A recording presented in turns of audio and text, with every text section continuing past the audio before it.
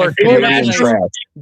I get the margaritas. They had such cheap margaritas, and I would just get fucking margarita fucking tanked at Chili's.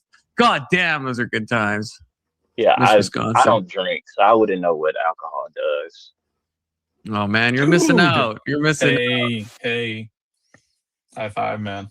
Always drinking on this channel. I'm just kidding. Yeah, so Sean in my chat said, this is so narcissistic. I'm only going to do my job if you give me extra cash. Not extra, just cash. Are you willing to do your job, Sean, without any cash? Don't take the job. If you're not going to do your fucking job with extra cash, then don't do that job. Skill issue, Sean. Hi, Jay. But you know what? I to a degree do understand why people call it extra money. I get that it's not extra money, but I can understand how people come to that notion of it being extra money. It's girl math, thinking that it's extra money. Like they literally would just put it in the fucking food. Like instead of paying $17 for a plate, you pay $25. It's the same thing. Okay, fine, section. Then that's fair. That is absolutely fair. Then stay the fuck home and don't go to places where you know that's what you're expected. Hey, K2, this is not my job, okay? This is not my job. If you think about it, right? If you think about it. I'm doing a public service, right? So, you know, I don't get a minimum wage, right? So, you know, it's not the same if you think about it. Indian Jesus, we used to joke around. We said if you haven't worked at least 3 months in food and beverage, you shouldn't be allowed to eat out in public. Oh yeah. Oh. You could get behind that. Wait. I could never work the front of the house. Yo, that's my shit. I ain't gotta do shit. I just turn on the trunk. Wait. What was here's a fun question. Let's be fun for a second. I'm gonna. What do you call it when you have a talking point on this show, Confluence? Would I have a talking point? I don't know. Yeah, like when there's a prompt. Is that what you call it? A prompt? Yeah. Oh, yeah. What was everybody's worst job they ever had? Panera. Oh, I've got a great one. Target or Panera? Oh yeah. Start with Confluence. We'll work in. Okay. Yeah. Let's go. Hell, that's great. Let's go clockwise, snakewise. That is a good prompt. My worst job, I worked it for one day. It was when I was very young, like 16, 17 or something like that. And it was a telemarketing job. And it was like cold calling people to sell them magazine subscriptions. And I did it for one day and never again. Jesus. And I actually did sell it. It was a 5-year subscription. And we were talking about guilt on yesterday's panel. It haunted me for 5 years because I kept thinking that I got $5 commission for locking some poor schmuck retard into a 5-year magazine subscription. And I just got $5 for it. And I felt bad and thank God the 5 years has passed. Now I'm free. Now the good Lord has freed me from that debt. But that was the worst job. I did one shift, never again. And half the people that were on my same shift left on lunch and never came back. And so it was a terrible cold calling to interrupt people in their dinner to try to sell the magazines. Awful. So, IJ? Yeah. So I mean, it's definitely. I'm gonna cheat and say it's a tie between Target and Panera. Target was horrible because typical retail. There's just absolutely nothing to do, and they're just constantly on top of you. Like you can't stop moving. You can't talk to coworkers. You can't stop and check your phone. Like, what do you got time to clean? You got time to clean. And then Panera. Similar kind of thing, but because I opened, I would have to be there at 5:45 in the morning and go through the breakfast rush, and that's more of a retail type of job than like a serving type of job. So both of those just awful. Okay, y'all guys ready? We're ready. Okay. I was say being a fluffer for Vivid Films. Oh, that's so much better than the job I had. I was a door-to-door vacuum cleaning salesman, and it was a $3,500 vacuum. Was it for Kirby? Oh my God. It was. Oh. Yeah, Petco? absolutely for It was Kirby. fucking Kirby. Let's fucking go. No, that shit was fucking insane. I think I lasted maybe 4 days, and on the 4th day, I made it in this Vietnamese family's house who spoke no English and had to call their kids over to politely ask me to leave. And after that, I had to rethink my priorities in life. Because, I have someone that talks for me that gets me in the door. And so apparently this Vietnamese people and this door talker shared enough in common to work is work. get me inside the door.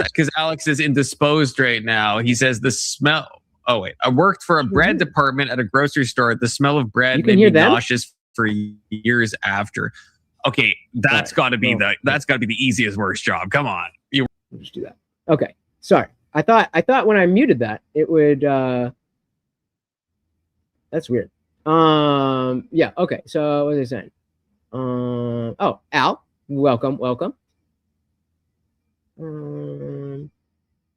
But yeah, essentially, I was saying that if I'm willing to do something, or if I'm able to do something, but I'm not willing to do it, I'm more likely to tip. If I can't do it, then what I'm paying for, like, I'm not gonna tip like a mechanic, because that's not something I could do. So just charge me the price that it costs.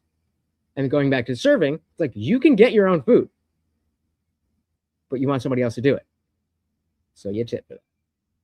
All right, let's dive back in.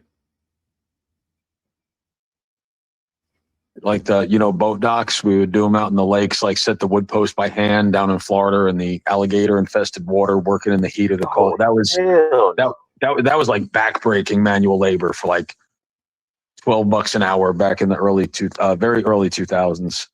And then the most demoralizing job I ever had was I worked for, I think, 9 shifts at Cracker Barrel. No, that's not that. No, the most demoralizing job is I was a restroom attendant for a summer at a country club when I was in high school. I was probably like 14 or 15.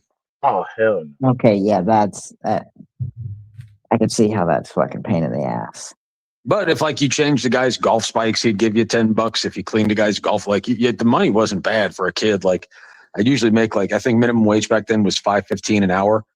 But there were days where I'd walk home with 80 to 100. Like the money was, but it's like cleaning up after people. Being in a restroom for like a locker room for 8 hours a day is very demoralizing. Yeah, I could see that. Yeah. Everybody's driving in a Mercedes or a BMW going to play golf in the sun, wearing fancy clothes, dropping tons of cash, and it's just like a reminder, like how bad your life sucks. Yeah, working around rich people, and especially when it's there's the two kinds of rich people. The rich people that know what it's like to not be rich, and so they're there with you. But the other kind, a bit modest. Yeah, the other kind is like, well, I worked hard for my money. You should have to work hard too, and you did, but I'm not giving you a tip. If it's around rich people in a tipping environment, then I think that's goated. But if it's around rich people in a non-tipping environment, then it Indian Jesus brings up a really good point. People that come from old money to Indian Jesus, can you hear me? That's people who come from old money. They have a tendency not to be generous with it. Like there's this weird cultural phenomenon where they're better than you, but people like first generation money. They're the ones who will slide a kid like $30 for parking the valet because they're like, dude, I know what it's like to find that miracle 20 in my jeans so I can get a 12-pack tonight. So shout out to the new money people who spread the wealth. For real. Well, yeah, I think part of that also feels like they're trying to I guess pay for good karma in a way. Like I know, I still do shit. I'm not rich, but I'm decent enough. That, bro, you're driving a cement truck. You're probably doing pretty damn well for yourself, young man. I was thinking the same thing. I do pretty good. What do you have, like $32 an hour? I do find. Am I close? 32 an hour? 37. Let's fucking go, buddy. Yeah, let's fucking go. Hell yeah, good for you. That's fucking awesome, dude. Congratulations. Congrats. That's awesome. Yeah, I forget. Nowadays I do just find myself just giving kids random money. Like a kid knocked on my door the other day. It was like, "Hey, can I take out your trash?" Yeah, you gotta pay that kid. You gotta pay that kid, bro. I just gave him $50. Here goes $50. I don't even know what to do. I don't even have now I forgive you for not tipping at Chili's because you gave a random kid $50 with his hustle, bro. Shout out Trey. Bro, I have a 13-year-old in my house. I promise. He takes out more than you know. More than you know. You tell your 13-year-old, you're like, yo, take out the trash. He's like, do they have an app for that? Oh no, he knows. I'm kidding, brother. I'm kidding. I'm joking. No, I was about to say, because he knows. He knows not to play. He knows that I would definitely shove my foot in his ass. Like I feel like I have the spirit of Red Foreman in me because Man. all I ever think about saying to him sometimes is, I'll shove That's the dad from that 70s show to the unexceptional another whites and the thing, token brown on the panel who don't know who Red Foreman is. Fantastic fucking show. Yeah. That's racist. What did he call the kids all the time? A jackass? Is that what he called them? Jackass? Yes.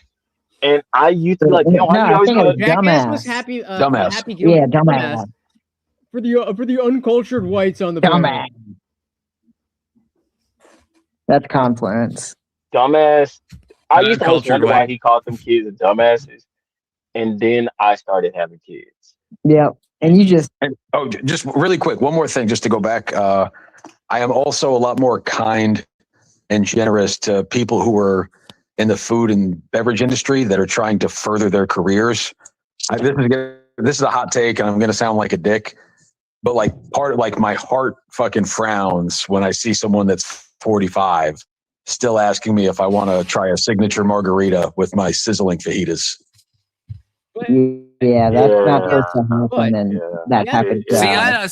I take an opposite. No, I don't like that. I don't like that. Well, let me take the I middle. like Let me that. take the middle. You think someone should be working at an entry level job at 45? I don't think you should. I don't think you No, should be I get what he's condescending to them. No, I'm and not being condescending. like, I just my oh. heart. No. You're mishearing what I'm saying. I'll still tip them out, but like part of me is I'm like that 45-year-old probably at some point had an aspiration, had a dream, and they never quite got like Fair. that. That's what I'm saying. Is Fair, but I feel like still. I don't think that's a healthy thing to think. I think that's fair, but I think But I don't think it's a good. I don't think it's good to support it or embrace it. most people have a dream that they never accomplish. So that's one thing. Secondly, if you are that right, but you could pivot to be a cement truck driver. if you are that old and you're in the industry, you are likely making more money than your day one server, your entry level. It's usually people who have been there. They'll get a cut of the revenue or stuff like that. Not everyone, I'm saying, but that is a common thing in the industry because that's why you'll see older people there. And I'm also talking more specifically at like chain restaurants, a la Chili's, Fridays, Outback. Like that's bad. If you're like the main waiter at a Michelin star restaurant, you're probably making six figures. Like that guy's doing fine. Right. I'm talking about the guy working the Friday night shift at a Chili's near a university. Well, see, it's not only that. It's Wayne like people that work at Dollar General as a cashier, or someone who works at the local Food Lion or local grocery store.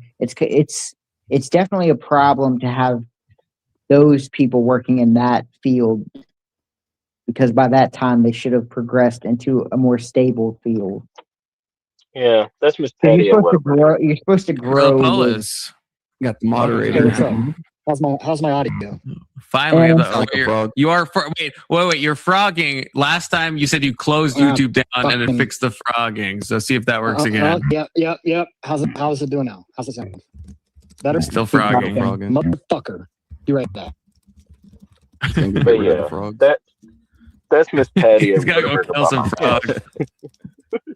But I guess maybe the dude. Maybe we are saying the same thing. But I guess like if I go to Walmart and I see someone who's 60, I feel like it's a negative thing if I'm like, oh, that poor soul lost her dream. So what? To say it, sure, but to acknowledge it, I don't think there's anything wrong with it. It's almost sometimes like I a say it out quiet loud to them. Oh no, that's some dick shit. Wait, did the dude say he says it out loud like he walks up and says it? Oh, you had a dream once. Your life is sad. Your life is pathetic.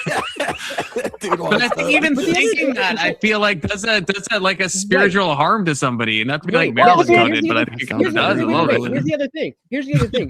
Given the fact that especially if you're at somewhere like maybe not a Chili's or a chain restaurant, but even like a privately owned thing, into middle age, doing this type of work, there are people who, like, let's just take streaming, for example. Like, let's say what your passion is streaming. And so you want to get a job where you have that freedom.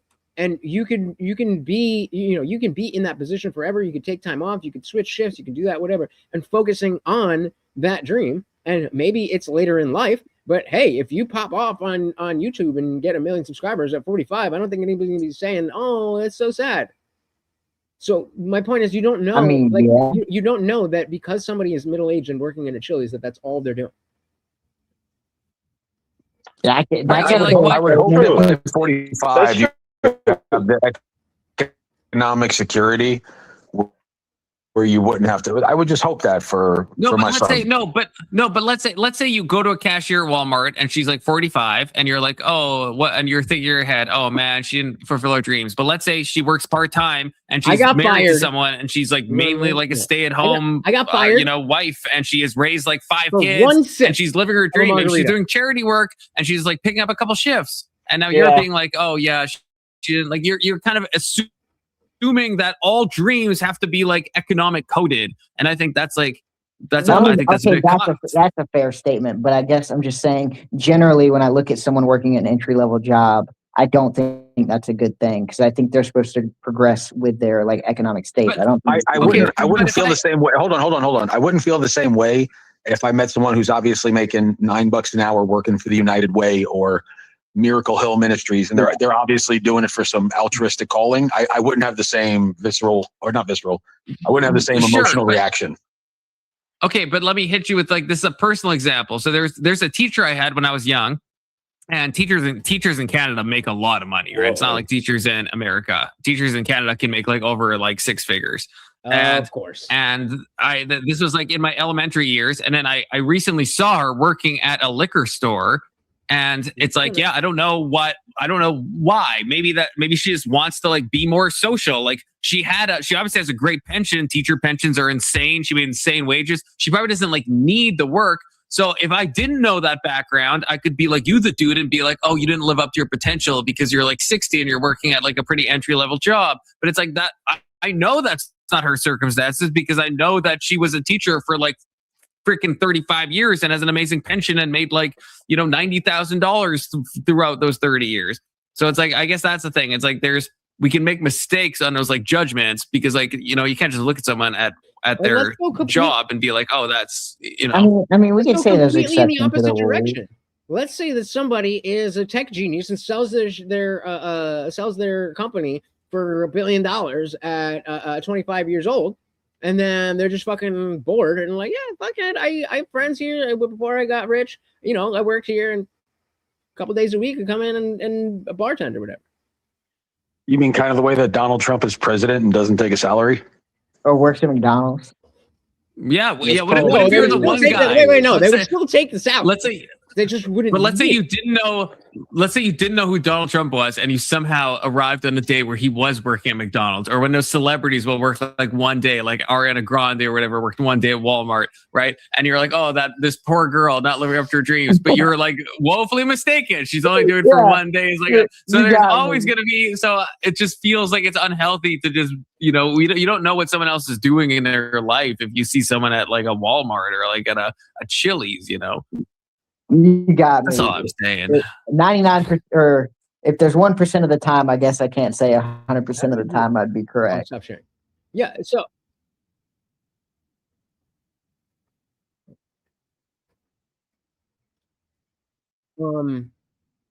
Yeah, most places you are allowed. Like, I mean, you're not allowed to be openly getting shit-faced, but like, they're called shifties. You just get a couple beers. That's what most places. That's why I was like, oh, just take a sip. It was a dead margarita. Somebody made it and they didn't eat it. It was just sitting there. I just took one sip. I'm like, oh, you can't do that. Like, Jesus fuck.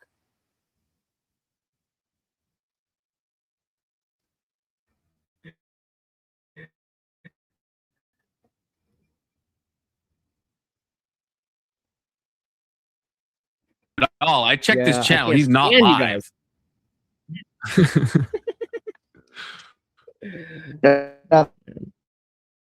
Don't blame him. Speaking of which, though, I think I am gonna get down and chill in the after party for my disciples for a little bit. So thank you very, very much for having me. Keep it been fun. Good time. Don't do anything I wouldn't do. Oh, Morty wants to say goodbye. Oh, bye, Morty. Like believe in Christ. Yeah, don't do that. Yeah, I was gonna say I'm gonna be doing a lot of That's that. bad news. All right, Monday, Wednesday, Friday, 8 p.m. Eastern, and sometimes whenever I feel like it. Please don't puke on my bed. What are you doing? All right, until next time, guys. We are out of here. Peace. All right.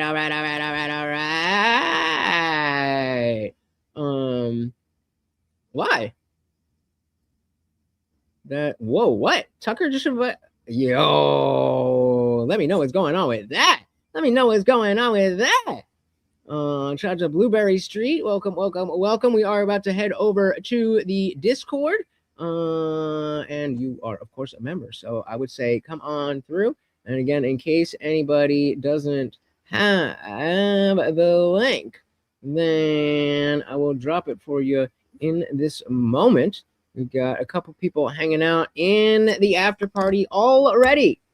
So I am going to do that. And indeed, I will be back tomorrow, 8 p.m. Eastern. Just like always, I am live every Monday, Wednesday, Friday, 8 p.m. Eastern, and sometimes whenever I feel like it, like right now. So make sure you hit that subscribe and ring the bell, because you know YouTube sucks with notifications and you never want to miss an Indian Jesus live party ever.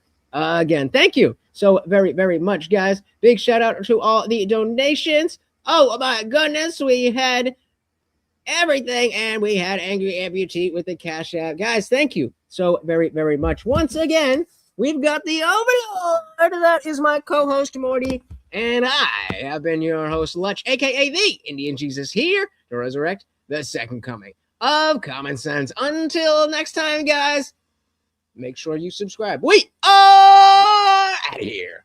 Peace. Oh, shit. Wrong one. Until next time, guys, we are out of here.